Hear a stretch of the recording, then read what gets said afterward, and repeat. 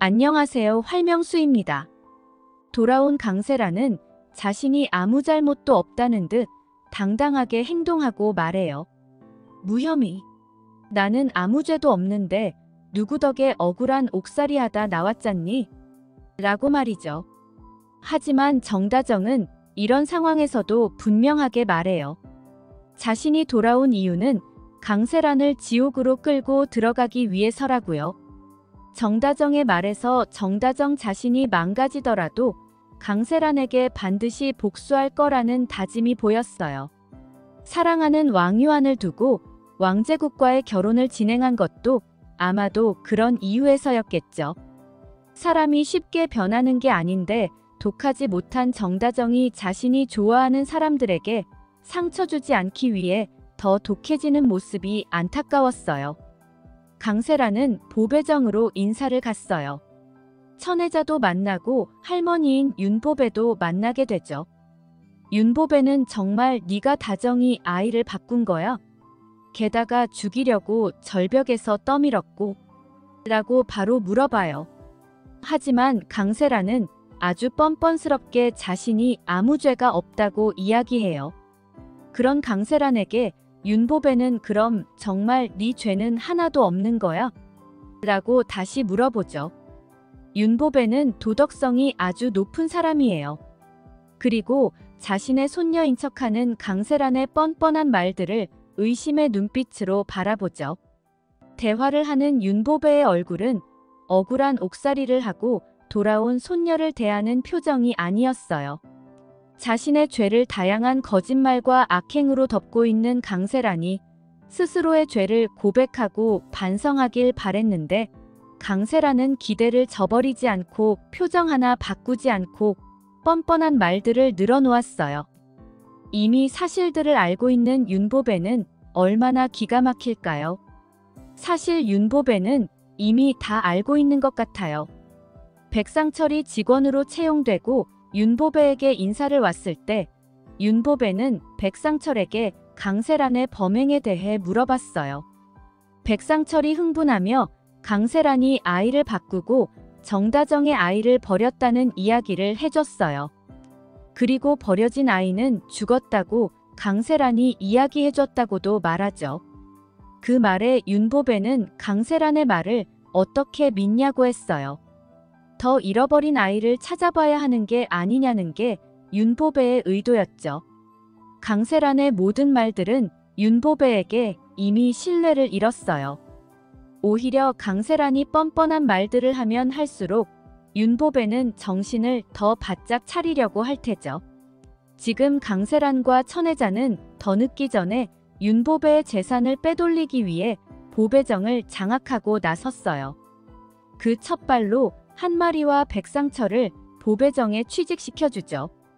끈떨어진 연만큼 충신은 없는 거라며 돈 궁한 사람들이 가장 쉬운 사람이라는 사실을 말하며 백상철을 구워 삼기 위해 계획을 짜고 있어요. 천혜자가 강세란이 구치소에 들어가고 나서 윤보배에게 술 먹고 행패를 부리고 보배정에 대한 처리도 자기 마음대로 하기 시작하는 것을 보며 처음 백상철이 취업했을 때부터 윤보배는 이대로 두면 안 되겠다는 생각을 이미 하기 시작한 것 같아요. 천혜자가 강세란을 만나러 나오면서 이상하게 창고에 물품이 자꾸 비네 라고 말을 했어요. 천혜자가 취업시킨 한마리는 이미 상태 좋은 물건들을 빼돌리기 시작한 것 같아요. 그 모든 과정을 알면서도 묵인해주고 있는 게 윤보배일 테죠. 윤보배는 보배정일은 아주 꼼꼼하게 챙기고 단속해요. 간장독을 스스로 닦는 것만 봐도 보배정 안의 일들은 손바닥 들여다보듯이 할 테죠. 거기다 양집사 역시 모든 것들을 챙겨 윤보배를 돕고 있잖아요. 보배정일에는 별로 관심도 없는 천혜자가 아는 일을 이 둘이 모를 일이 없어요. 그런데도 그냥 두고 보고 있죠. 일을 크게 만들려는 큰 계획이 있는 것 같네요. 윤보배는 정다정의 일말의 사건들을 보고 듣고 나서 생각이 많아져요. 강세란을 낳을 때부터 손녀로 키웠다면 모르지만 자신 역시 뒤늦게 다시 만난 손녀니까요. 이리저리 확인하고 인정했지만 아이까지 바꿔치기 할 수 있는 사람이라는 사실은 윤보배에게 너무나 큰 충격이겠죠. 그리고 다시 한 번 더 확인을 해보고 자신이 당했다는 사실을 확인한 거죠. 그래서 윤보배는 이 둘에게 죄를 더 지을 수 있는 기회를 제공하고 있는 거예요. 일부러 양집사와의 대화를 한마리가 듣게 하고 창고의 비밀번호를 노출을 하죠. 한마리는 처음에는 혼자 물건을 내다 팔아서 소소한 돈을 손에 쥐게 되어 즐거웠지만 결국 이런 사실이 천혜자에게 들통나고 이제는 창고 물품 판도는 천혜자에게 가져다 주게 될 수밖에 없을 것 같아요. 적어도 절도 횡령에 해당하는 죄를 지을 수 있도록 윤보배가 함정을 파게 되는 거죠. 이런 것만으로는 자신의 아들을 바꾸고 손녀를 괴롭힌 벌을 준 거라고 보기에는 너무 약하죠. 아마 그런 과정 속에서 더 이상 죄를 짓지 않기를 바라는 마음도 함께 있으면서 강세란과 천혜자를 시험하려는 것도 있을 것 같네요. 정다정이 강세란의 시어머니가 되어 나타났을 때도 윤보배는 죄가 없으면 별일 없을 거다라는 식의 모습을 보여줬어요. 강세란이 고된 시집살이를 하고 있다는 이야기를 들어도 정다정을 원망 한 번 하지 않았어요. 모든 사람들이 바른 사람으로 돌아오기를 바라는 게 윤보배의 마음인 것 같아요. 그런 윤보배는 비록 자신에게 그리고 자신의 손녀에게 지우지 못할 범죄를 저지른 강세란과 천혜자이지만 진심으로 반성하고 새 사람이 되길 바랄지도 모르겠네요. 아마 함정을 파면서도 두 사람이 걸려들지 않고 지금이라도 정신을 차리고 살아가길 바랄 수도 있을 것 같아요.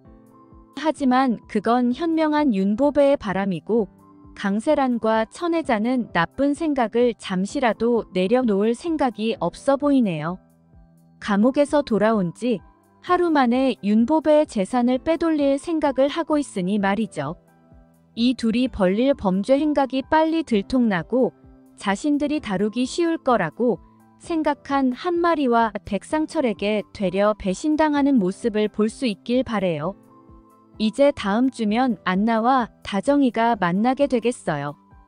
엄마의 정을 많이 느껴보지 못하고 자란 안나를 보며 정다정은 많이 마음이 아플 거예요. 자신이 잃어버리지만 않았으면 송이만큼이나 예뻐하고 사랑으로 잘 키웠을 건데 늘 엄마의 부재를 속상해하는 안나를 알고 있으니 정다정은 자신이 해주지 못한 부분들이 억울하고 미안해서 목 놓아 울게 될 것 같아요. 다음 주 더 속도 있는 드라마 전개를 기대하며 세 번째 결혼을 기다려보겠습니다. 영상이 재미있으셨다면 구독과 좋아요 부탁드려요. 감사합니다.